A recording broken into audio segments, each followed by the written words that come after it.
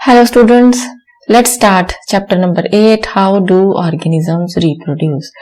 तो एक question arise होता है यहाँ पर कि व्हाट इज रिप्रोडक्शन। क्या होती है reproduction? The process of producing new individuals is known as reproduction.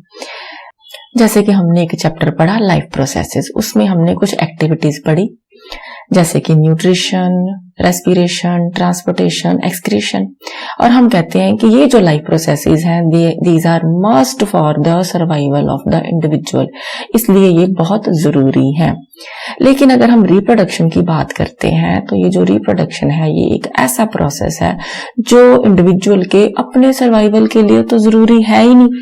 Reproduction किए बिना भी तो इंडिविजुअल जिंदा तो रह ही सकता है। दूसरी बात क्या है, ये जो रिप्रोडक्शन है इसमें बहुत ज्यादा एनर्जी एंड एफर्ट्स जो है वो लगते हैं। सो इतनी एनर्जी और एफर्ट्स लगते हैं फिर भी खुद के सर्वाइवल के लिए जरूरी नहीं है। तो एक बड़ा इंटरेस्टिंग सा क्वेश्चन अराइज होता है कि रिप्रोडक्शन फिर होती क्यों है, व्हाई डू ऑर्गेनिजम्स रिप्रोड्यूस। है ना बड़ा interesting question. Try to find out answer for this question.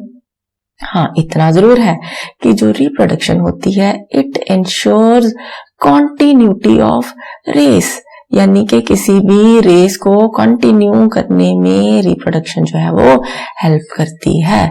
और किसी भी ऑर्गेनिज्म को हम उसकी स्पीशी से ही तो आइडेंटिफाई करते हैं। जैसे सपोज कर लीजिए हम देखते हैं ये पिक्चर, ये एक एलिफेंट है।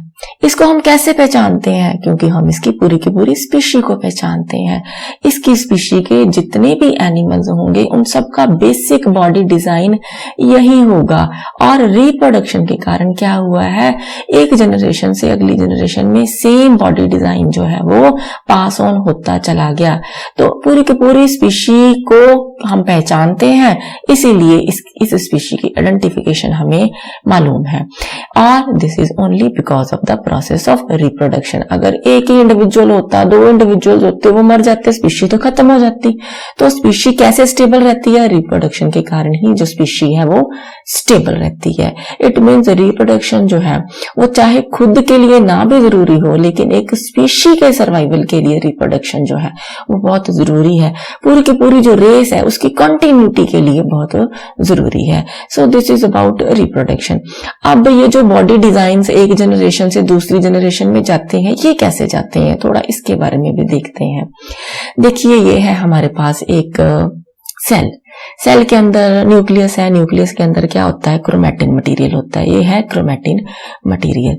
ये लंबे लंबे से थ्रेड्स होते हैं, बहुत माइन्यूट है क्योंकि माइक्रोस्कोपिक स्ट्रक्चर है सेल। तो इस माइक्रोस्कोपिक स्ट्रक्चर के अंदर क्रोमैटिन फाइबर्स या क्रोमैटिन मटेरियल जो है वो प्रेजेंट होता है। इस क्रोमैटिन मटेरियल के अंदर क्या होता है, डीएनए होता है। डीएनए क्या है, यही तो है ब्लूप्रिंट जिसके अंदर सारी इंफॉर्मेशन रहती है। किसी भी ऑर्गेनिज्म का कैसा बॉडी डिजाइन होगा, कैसी शेप होगी, कैसी प्रोटीन्स होंगी, वो कौन डिसाइड करता है? वो इस ब्लूप्रिंट से पता लगता है जो कि डीएनए के अंदर कोडेड फॉर्म में प्रेजेंट होता है, यानी कि इनकोडेड होता है इनसाइड द डीएनए। और डीएनए ही एक जनरेशन से अगली जनरेशन तक इस ब्लूप्रिंट की इंफॉर्मेशन जो है वो पहुंचाता है। सो दैट ये जो डीएनए है इससे बनने वाले अगले इंडिविजुअल जो है वो भी उसी तरह के बने जैसे कि पेरेंट्स के बने हुए हैं। यानी कि एक इंडिविजुअल है it should resemble its parents. क्यों? क्योंकि सेम स्पीशी है। सो होता क्या है कि दो तरह की प्रोसेसेस चलती, जैसे ये डीएनए की हम बात करते हैं तो रिप्रोडक्शन में एक तो डीएनए से डीएनए बनता है, इसको हम क्या कहते हैं, this is known as replication. तो रेप्लिकेशन में क्या हुआ, डीएनए की कॉपी बन गई, डीएनए का अमाउंट हो गया डबल। ठीक है, इसके अलावा एक और प्रोसेस रहती है, पहले डीएनए से आरएनए बनता है, आरएनए के बाद फिर क्या बनती है, प्रोटीन्स बनती हैं।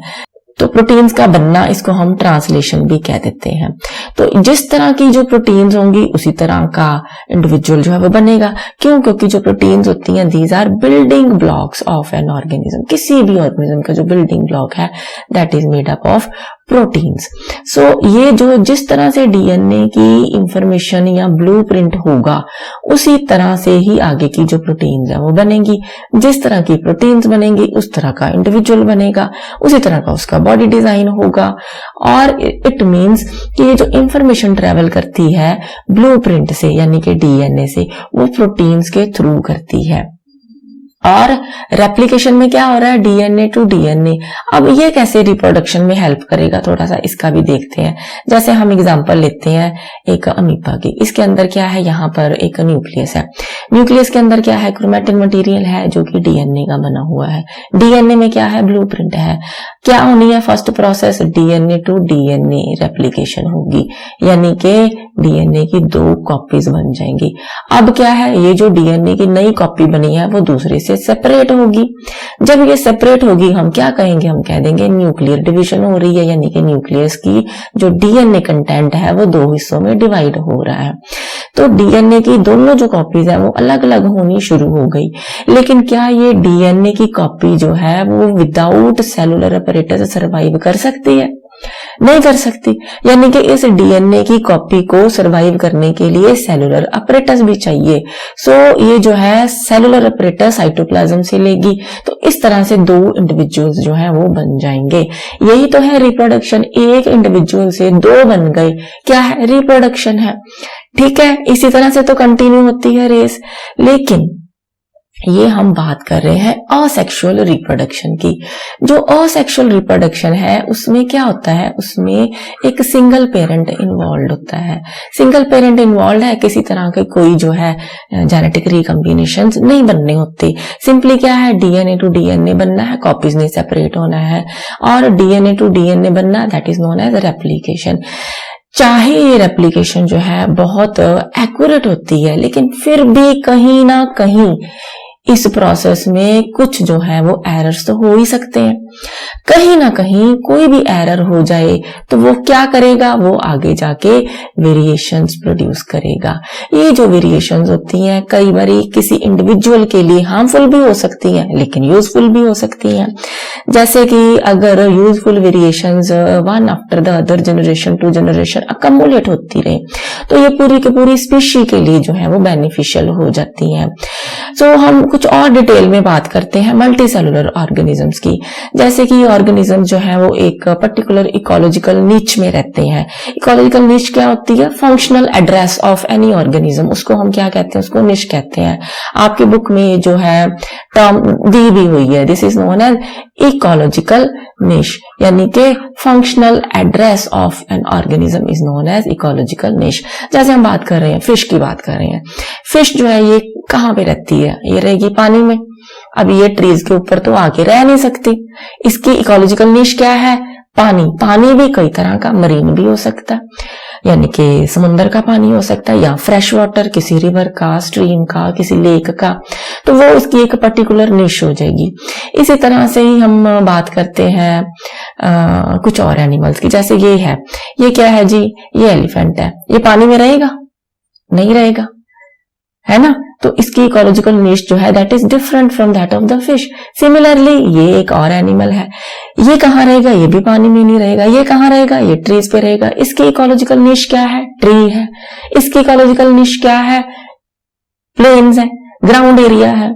तो हर एक ऑर्गेनिज्म जो है वो अलग अलग तरह की इकोलॉजिकल निश में रहता है, और उस निश के अंदर की जो प्रिवेलिंग इन्वायरमेंटल कंडीशंस हैं उनके अकॉर्डिंगली वो अपना बॉडी डिजाइन जो है उसको मैक्सिमम यूटिलाइज करता है और रिप्रोड्यूस करता है, ताकि उसका जो सर्वाइवल है वो इंश्योर्ड रहे। लेकिन क्या कोई निश जो है वो हमेशा स्टेबल रहती है? मान लो किसी तरह के कोई डिजास्टरस या कोई नेचुरल कैलेमिटी आ गई, सपोज कर लो फ्लड आ गए, सपोज कर लो कोई मेटेओराइट जो है वो गिर गया, ठीक है। इसी तरह से कोई और आप लगा लो टेम्परेचर जो है वो वेरी कर गया, जैसे ग्लोबल वार्मिंग भी हो रही है तो टेम्परेचर भी चेंज हो रहा है। तो जो इकोसिस्टम है वो कभी स्टेबल नहीं रहता, दैट इज एवर चेंजिंग। तो जैसे जैसे जो है इकोसिस्टम के अंदर चेंजेस आएंगी तो वैसे ही इन ऑर्गेनिज्म जो है इनको उस चेंज्ड इकोसिस्टम में एडजस्ट करना पड़ेगा। कैसे करेंगे? ये वेरिएशंस के बिना नहीं कर सकते। सो हम एक और छोटे से एग्जांपल लेते हैं, ये वेरिएशंस कैसे हेल्प करती हैं। जैसे हम बात करते हैं बैक्टीरिया की, जैसे कि ये एक बैक्टीरियल सेल है। बैक्टीरिया जो है ये असेक्सुअल रिप्रोडक्शन करते हैं। जैसे यहाँ एक पेरेंट सेल है तो 2 डॉटर सेल्स बन गए, तो इससे भी आगे 2 बने, इससे भी आगे 2 बने। रिप्रोडक्शन हम कौन सी बात कर रहे हैं? हम बात कर रहे हैं असेक्सुअल रिप्रोडक्शन। सो असेक्सुअल रिप्रोडक्शन में नॉर्मली क्या होता है कि डीएनए रेप्लिकेट होता है, ऐसे ही आगे चला जाता है जनरेशंस में। लेकिन उसमें भी कभी ना कभी कोई जो डीएनए की रेप्लिकेशन में एरर आ सकता है। तो क्या हो सकता है? कोई एरर जो है एक जेनेटिक मेकअप नया भी क्रिएट कर सकता है। सपोज कर लो कि यहाँ पर ये जो बैक्टीरिया है ये रहता है एक एरिया में जहां की टेम्परेचर जो है वो बढ़ रहा है। अगर टेम्परेचर बढ़ रहा है तो इस बैक्टीरियल सेल के लिए या इसकी पॉपुलेशन के लिए सर्वाइवल हो रहा है मुश्किल। सपोज कर लो उस टाइम पे डीएनए के अंदर कोई ऐसा एरर आ गया कि एक नया तरह का जो है बैक्टीरिया बन गया। ये जो बैक्टीरिया है ये टेम्परेचर रेजिस्टेंट है, यानी कि ये जो है हाई टेम्परेचर के ऊपर आराम से रह सकता है, आसानी से रह सकता है। तो क्या हो गया, अब ये वाला जो नए जेनेटिक रिकम्बिनेशन यानी कि एक नए जेनेटिक मेकअप वाला या नए डीएनए वाला बैक्टीरियल सेल बना है, वो क्या करेगा, आगे जो है अपनी प्रोजनी यानी कि अपनी जो रेस है उसको कंटिन्यू करेगा। सेम जेनेटिक मेकअप आगे आगे जो है फर्दर जो है डॉटर सेल्स उनको देता जाएगा। क्या है, जो पुराने वाले बैक्टीरिया है उनके ऊपर तो इसका फायदा ही है क्योंकि ये टेम्परेचर जो है उसको टॉलरेट नहीं कर पा रहे, जबकि ये हाई टेम्परेचर पे आराम से रह रहा है। इसलिए स्लोली एंड स्लोली क्या होगा, ये जो है वो मरने शुरू हो जाएंगे सेल, ये ज्यादा से ज्यादा मल्टीप्लाई करेंगे और काफी ज्यादा हद तक ये कुछ टाइम में अपनी जो पॉपुलेशन है उसको इसी तरह के टेम्परेचर रेजिस्टेंट सेल्स से रिप्लेस कर देंगे। तो हुआ क्या, पेरेंट सेल से यहाँ पर जो चेंज हुआ है उस चेंज को हम क्या कहते हैं, उसको हम कहते हैं वेरिएशन। ये जो वेरिएशन है वो वन आफ्टर द अदर अगले जो प्रोजेनीज है उनमें जाती रहती है और अकमुलेट होती रहती है। तो पूरी स्पीशी के लिए जो है ये बेनिफिशियल होती है। इंडिविजुअल के लिए चाहे बेनिफिशियल ना भी हो, लेकिन एक स्पीशी के सर्वाइवल के लिए it is highly beneficial. So this is about the variations in sexual reproduction. Sexual reproduction में तो वेरिएशंस जो है वो और भी ज्यादा इजी हो जाती है। उनमें क्या है, 2 सेक्सेस है, मेल है फीमेल है, दोनों में क्रॉसिंग ओवर होती है, मियोसिस होती है और नए जेनेटिक रिकम्बिनेशंस बनते हैं और नई वेरिएशंस आती हैं। तो उस केस में क्या हो जाता है, ज्यादा वेरिएशंस जो है वो आ जाती हैं। तो हम डिस्कस करते हैं दोबारा से कुछ टर्म्स। वेरिएशंस जैसे आ गई, क्या है, चेंजेस है, ऐसी चेंजेस जो कि जेनेटिक मेकअप के अंदर आ रही हैं, डीएनए के अंदर आ रही हैं, जो अगली जनरेशन में इनहेरिट हो सकती हैं। सो डीएनए के अंदर की चेंजेस जो आगे इनहेरिट होती हैं उनको हम कहते हैं वेरिएशंस, और ये एक स्पीशी के सर्वाइवल के लिए बेटर होती हैं। क्यों? क्योंकि ये इंश्योर करती हैं सर्वाइवल ऑफ द फिटेस्ट। जैसे अभी हमने बैक्टीरिया के केस में किया, वो वाले बैक्टीरिया जो कि हाई टेम्परेचर में सर्वाइव कर पाएंगे वो क्या है, वो फिटेस्ट है, वो आगे भी सर्वाइव करेंगे, आगे भी रिप्रोड्यूस करेंगे। इस तरह से स्लोली एंड स्लोली वो इवॉल्व आउट होते चले जाएंगे। इसको हम क्या कहते हैं, इसको कहते हैं एवोल्यूशन। और ये सारी जो चीजें हैं ये किसका बेटरमेंट करती हैं, these things ensure betterment of the species on a whole. So this is how this reproduction works for the individuals. It means asexual reproduction हो या sexual reproduction हो, variations जो है वो यूजफुल रहती ही हैं। So reproduction की हो गई 2 टाइप्स, असेक्सुअल, सेक्सुअल। असेक्सुअल में क्या हुआ, असेक्सुअल में सिंगल पेरेंट हुआ। ये जो सिंगल पेरेंट है इसने आगे जो इंडिविजुअल्स बनाने हैं ये क्लोन्स जैसे ही होते हैं, जैसे कि जैसा पेरेंट होगा वैसा ही डीएनए जो है वो नेक्स्ट ऑफस्प्रिंग में भी चला जाएगा। ओकेजनली कुछ एरर आ जाए तो वेरिएशंस आएंगी, लेकिन वेरिएशंस जो है वो स्लो होती हैं, बहुत कम जो है इनमें वेरिएशंस आती हैं। लेकिन सेक्सुअल रिप्रोडक्शन में क्या है, मेल एंड फीमेल दो तरह के पेरेंट्स हैं, इनके अंदर क्या हो रहा है, गैमीट बनते हैं। गैमीट बनते टाइम मियोसिस होती है जिसमें क्रॉसिंग ओवर होती है, जो आपने 9th स्टैंडर्ड में पढ़ी भी हुई है। उसमें क्या है, नए नए जो है कॉम्बिनेशंस बनते हैं जीन्स के, जिसको हम कहते हैं जेनेटिक रिकॉम्बिनेशंस। और फिर जब मेल एंड फीमेल गैमीट्स जो है इनकी फ्यूजन होती है तो बनता है जाइगोट। तो जाइगोट के अंदर जो है नए रिकॉम्बिनेशंस दोनों मेल एंड फीमेल पेरेंट से हो जाते हैं इकट्ठे। तो सेक्सुअल रिप्रोडक्शन में जो वेरिएशंस होती हैं वो क्या होती हैं, असेक्सुअल के कंपैरेटिवली काफी होती हैं फास्ट। इससे क्या है कि जो स्पीशी है उसका ओवरऑल बहुत ज्यादा बेनिफिट रहता है, क्योंकि जो इंडिविजुअल्स अच्छे नहीं होंगे, अनफिट होंगे, वो मरते जाएंगे, और जो अच्छे और बेटर इंडिविजुअल्स है वो आगे आगे प्रोपेगेट करते जाएंगे। So this is about introduction of reproduction.